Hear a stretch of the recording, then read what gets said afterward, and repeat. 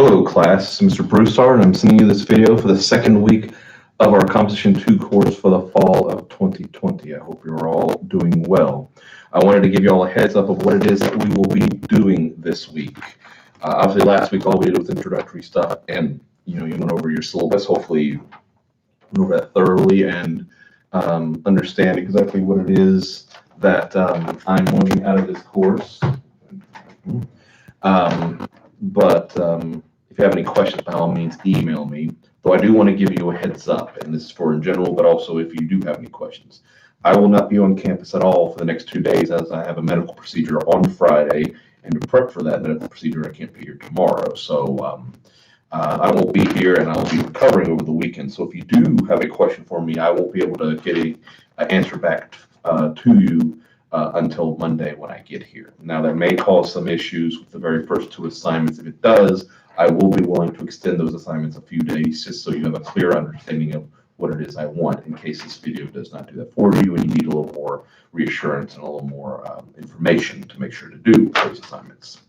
But yes, I will not be answering anything and won't be able to answer back to you until Monday morning, hopefully. And then if something unforeseen happens, I should be back Monday after a couple of days of rest. But I do want to let you know what it is that you need to do. First things first, what you need to read. For this week, you need to read The Things They Carry by Tim O'Brien on page 637, John Steinbeck's The Chrysanthemums on page 242, Luke 15, chapter 15, verses 11 through 32, better known as The Parable of the Prodigal Son, which is on page 230, and Harrison Bergeron by Kurt Vonnegut Jr. on page 231. What you are to do is, those are all short stories. The very first 3 weeks of this course will be nothing but short stories. So you will read those 4 short stories this week. You will then choose one, or it can be more than one if you'd like, but at least choose one of these short stories to do your reader response. So to give you a little more clarity about what I want when I ask for a reader response. Structurally, it needs to be an MLA 8th edition style, header, page header, and title. Needs to be at least 2 paragraphs. Each of those paragraphs need to be have at least 5 strong sentences and at least 4 full lines of text. And note, and the composition must also get to the bottom of page 1, though that does include your header, page, and title. So usually that takes up about 1/4 of the page for the header, page, and title. So about 3/4 of actual text when it comes to the composition itself, making it get to at least the bottom of page 1, though it can go longer. So don't be afraid if it goes to page 2 or page 3. Just make sure you have a proper page header on any subsequent pages, though you do not put a header or a title on any page except page 1. Let me repeat that. Page headers need to be on every single page. That's your last name, a space, and then the numeral of whatever that page is. But the regular header and title only goes on page 1. So don't have the regular header and title on page 2, page 3, or anything else, because you're just throwing away points. And that's in any composition, by the way, just so you know. But structurally, at least 2 strong paragraphs at least get to the bottom of page 1. So that's as far as the structure is concerned. Now, what it is do I want in these things? I want you to pull one point of analysis from one of the 4 short stories I'm having you read for this week. Go into a decent discussion about that point of analysis. So what I mean when I come to point of analysis, you can go in multiple different directions. It could be things like symbolism, whether a certain thing isn't just what it says it is, and just the being itself, but it has a certain deeper meaning behind the symbol, behind the thing itself. You can have certain motifs and certain story structures that are similar to story structures that you've read before and discuss some of those things. The overall theme of the work can be something that you go and delve into if you would like. You can do a character analysis of an individual character within the short story itself. And you take these in many different directions that you would like. And I'm letting you choose what direction you'd like. I want to give the students the freedom to find these on their own and to choose them and to discuss the things that they want to discuss. And it's perfectly okay if I don't agree with you, as long as you show me why you think this point of analysis is important, backing up with the actual short story itself and not the whole short story. I do not want a summary. Do not give me a summary of the short story. I repeat, do not give me a summary of the short story. What I do want is that part of the short story that backs up the point of analysis that you're trying to show. Not only is that good to do, you need to do this. This is mandatory in a sense. But note, it's the point of analysis that's the important thing. And the key to that is this. I'm a firm believer in that if you can break down the whole of the story down to its individual parts, or in this case, one part of the story. Through that one individual part of the story, through the symbol, through the motif, through the theme, through the character analysis, through many other things that you can do, you can tell the whole of the story through that one individual part. In fact, you will be doing that when you get to your essays, because you'll be doing 3 points of analysis, backing each of those points with parts from the short story. And then those 3 points of analysis as a whole will then tell the whole of the story. Because I repeat, I do not want a summary of the short story. If you give me a summary, it's a 0. And I'm going to make you do it again until you either don't give me a complete summary or the 0 is just going to stand. So what I want is that 1 point of analysis. So when it comes to the works that we're dealing with this week, the things they carried, you'll notice in the things they carried, they seem to be very thorough about the things they carry, and in 3 different areas as a part of the actual physical things they carried, the things they carry when it comes to the job that they're doing, which is the Vietnam War, the things they carried that are kind of more the personal stuff that they carry for themselves, and then there's the emotional baggage that they carry within what they're doing, and why it seems like they're constantly repeating certain elements of the things they carry. So you can delve into any one of those things. You don't have to do them all, but you can delve into just one of those elements, and then that's an area you can go into. The importance of the picture. You know, he has the picture of the girl he loves from back home, and he's, of course, constantly wondering, does she still love me? Who's that taking the picture? Some dude she's with, and if mind wanders. So the picture, and the importance of the pebble, and that he has with, and of Martha itself, the idea of Martha more so than the actual the young woman herself, Martha.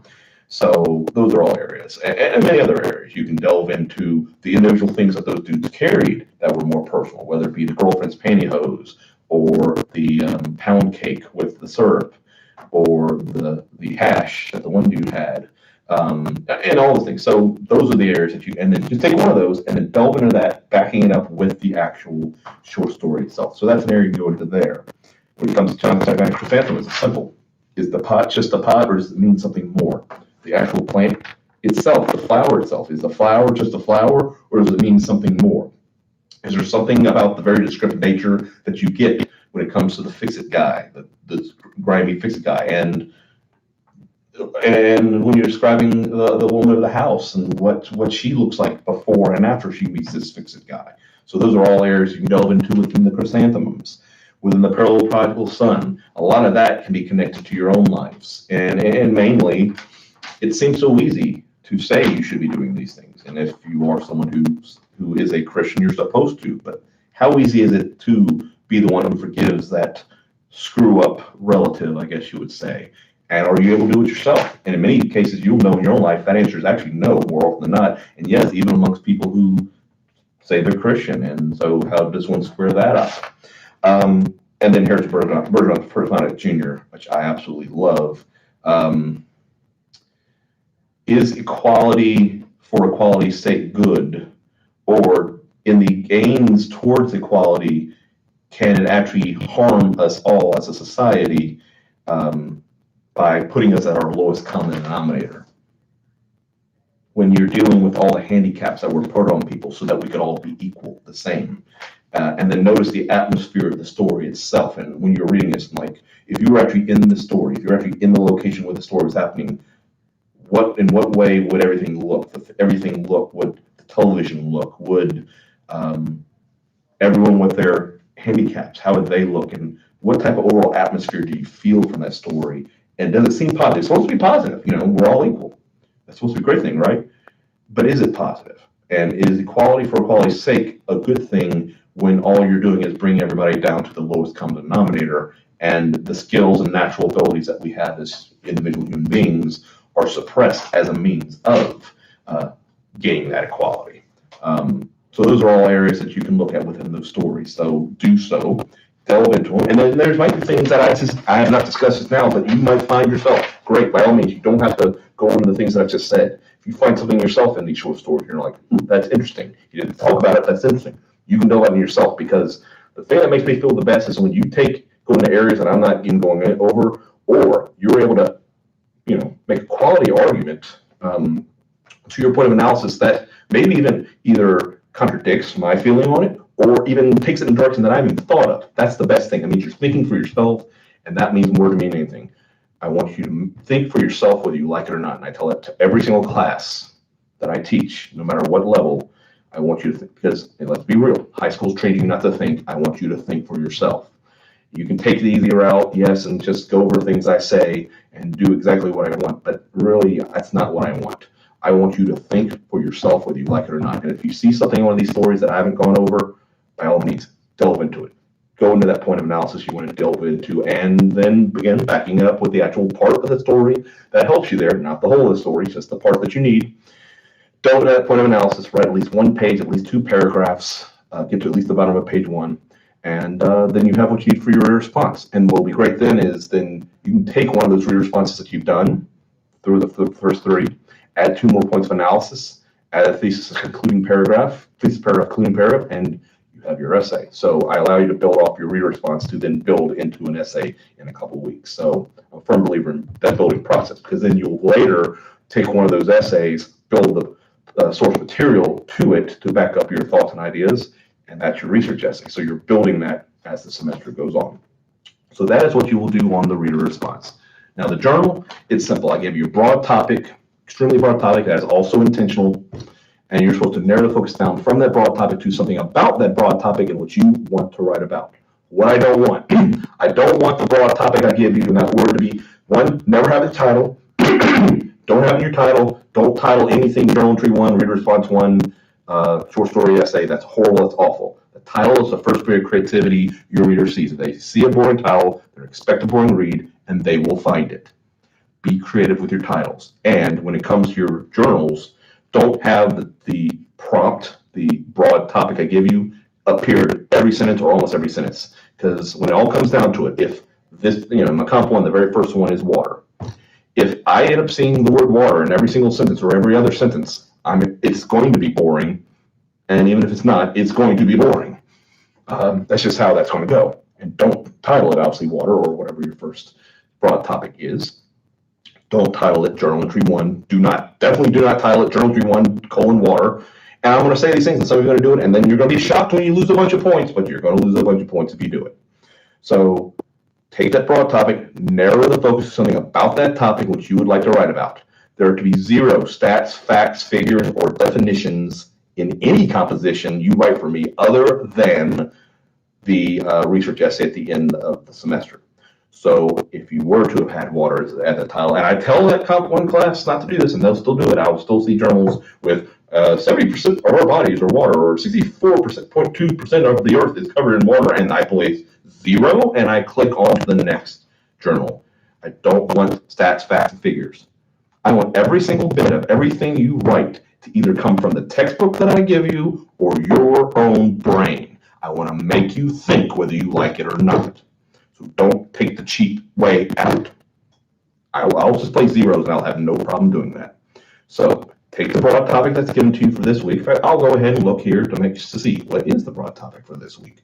Journal Entry 1, it's due October the 5th at 2:59 a.m. So is Reader Response 1 as well, just to make sure both of them are due. Garbage.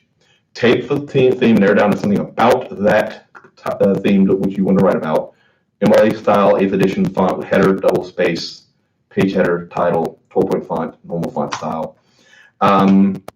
So garbage. Don't say garbage, blah, blah, blah, garbage, blah, blah, blah, garbage, blah, blah, blah, garbage, blah, blah, blah. Don't have it titled garbage. Don't have it titled Journal Entry 1. Don't have it titled Journal Entry 1, garbage. But worse than all that, make sure you have a title. Don't leave it blank either. And don't have garbage in every sentence. Don't have garbage in every other sentence. In fact, if you can get away with not having the word garbage at all in the journal about garbage, that would be the best. You can take it in the direction of, okay, I'm the person who takes out the garbage. And so you may have to say the word garbage once or twice, but discuss about what you have to do when you do have to take out the garbage. If you are someone who likes to recycle, which is kind of the other side of garbage, the things that could be reused, and you want to discuss recycling, that's fine. If you want to low-key say that something or someone is garbage, you can do so. You can even talk about the band Garbage, which I'm sure none of you know about because it's from my era in the 90s, but I will say this, I don't want a Wikipedia entry. First off, if the word Wikipedia ever appears anything in this class, I'm going to fail you out of principle.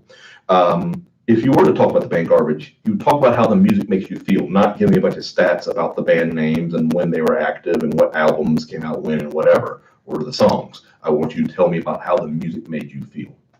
Again, I want to see you through your compositions. I don't want just a bunch of, it's cheap. Basically what I'm saying is don't be cheap. When you do the whole fast, furious thing, it's a way of writing without thinking, and I hate that. Again, because that, if writing was taught to you, that's how it's taught to you, and we gotta break you out of that. There will be a reason for it eventually. There will be a need for it eventually, and you will need to know how to do that. Many of you will have an APA essay that you've had research on already. You will have an MLA one here, and you will learn about MLA 8th edition sourcing, citing, what works cited, and in-text parenthetical citations, all that. But that will come later. In fact, I make sure it's later so that you don't get tempted to use any of that in anything, because there's only one essay in this class that will have source material. If you have source material in any composition in this course, other than the research essay at the end, it's a 0. And you're lucky if I don't make you have an active integrity violation, because technically, if you have that source material in there and don't source it, it's plagiarism. So, just so you know. So don't take the cheap, easy way out. Have your thought. Yeah, if you've been trained not to use your brain, it's going to hurt at first. But you will not only get used to it, you will actually enjoy using your brain, and will enjoy and be like, hey, my thoughts are valuable. My thoughts are important, and I can express them through the written word. So that's what I want when it comes to the journals. So that's what you have for this week. Make sure you read those 4 short stories, and then you have a reader response in a journal. Let's just say Sunday night. Get it done before you go to bed Sunday night. However, if you have any questions about them, and because of my medical stuff, I'm not able to answer it, I won't be able to. I will be willing to get a little extension so that people can get the answers they need and then complete the assignments. So I hope you're all doing well. I hope I'm well after all this is since and done. Unfortunately, I've been extremely sick since the beginning of August. Partially what I'm having done on Friday has to play with it, although sadly not everything I'm dealing with. Make sure you get your assignments done, get everything read, get your work done, and hopefully Monday morning I'll be able to answer whatever emails you need and be able to check what's done, and we'll be back and ready and raring to go Monday morning. Again, a reminder, I will not be on campus at all tomorrow or Friday. It will be Monday morning at the earliest before I will be back. I hope all of you are well. I hope all of you have a good weekend, and I will hopefully send another video a week from today.